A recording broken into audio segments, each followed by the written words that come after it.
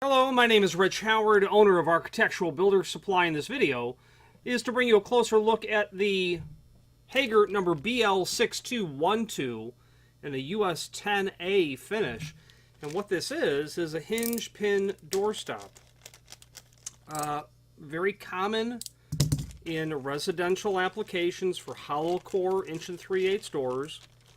You'll certainly see them installed in on doors that are 1 3/4, solid core. You'll see them in lots of places. And the principle of this unit is that the hinge pin, generally the top hinge pin, the top hinge, gets removed. You then place this on top of the hinge and then run the pin down through this hole, then down through the hinge itself. This will keep it captive on the top of the hinge. As you can see, that leg is threaded of the stop. So right now we're looking at a 90-degree stop. So when the door opens, it will drag that along. This tip is going to make contact with the casing. Your door will make contact with the other face, stopping the door. If you want to increase that degree, naturally you can see what happens as I thread that up. My degree of opening is going to significantly increase.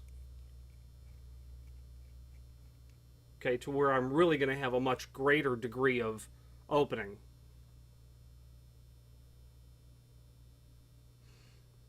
Whatever that is really going to be, 145 degrees perhaps, something in that range.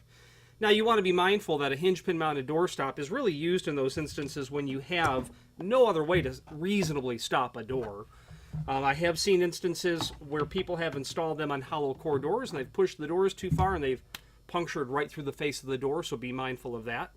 I've seen heavy doors like 1 3/4 solid core entry doors that will have some decorative glass installed over time. As the door gets pushed open and it's pushed a little too hard, and it will bump up against the stop, and that portion will hit the casing, and over time it will work the casing loose off the door, off the jamb, and kick that out a little bit or depress it. So is it something that you can use when nothing else will work? Yes, of course. But does it come with its drawbacks? It absolutely does. So be mindful of that. There is hardware that's appropriate for stopping pretty much any door. And those are called overhead stops, overhead holders, etc.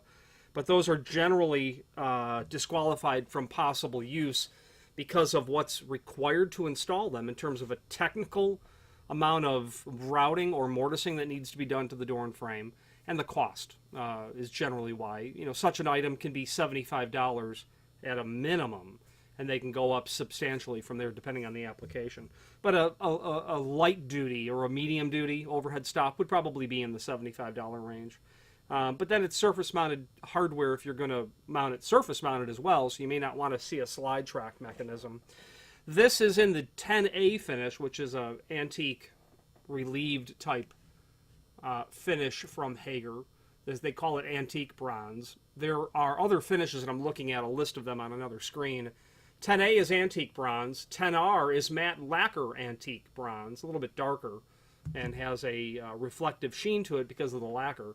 US15 satin nickel, US15A antique nickel, US26 polished chrome, US2060 satin chrome, US3 polished brass, US4 satin brass, US5 antique brass.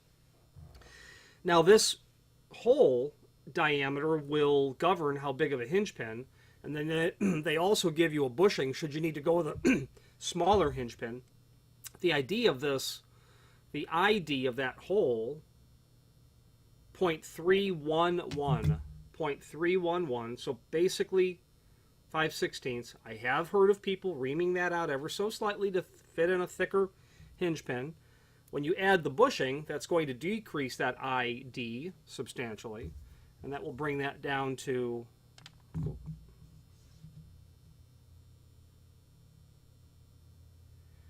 0.25. So realistically, either a 1/4 inch or 5/16. I have, again, heard people mortising or drilling them out. Extended description information down below this video tells us that it's made of a zinc-based material, and therefore the finishes that are going to be done on zinc will be complementary to the finish that they're calling it. This is not this is not going to be considered an architectural type of finish. It's a low-cost piece of residential hardware, is what it is, and not something that's made of solid brass or bronze where you can have these high-end architectural finishes. Non-marking plastic tip. They indicate white in the description.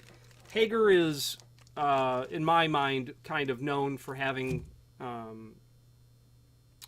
information that doesn't necessarily apply to the particular item, but it would to its sister products, meaning if you were doing a polished chrome or satin chrome, you'd probably have white tips. These darker finishes are generally going to have black tips. For use where standard door stops are not desirable, the use with narrow door trim and adjustable from 80 to 120 degree. Okay, sure. 90 to 145, that kind of thing. 80 to 120.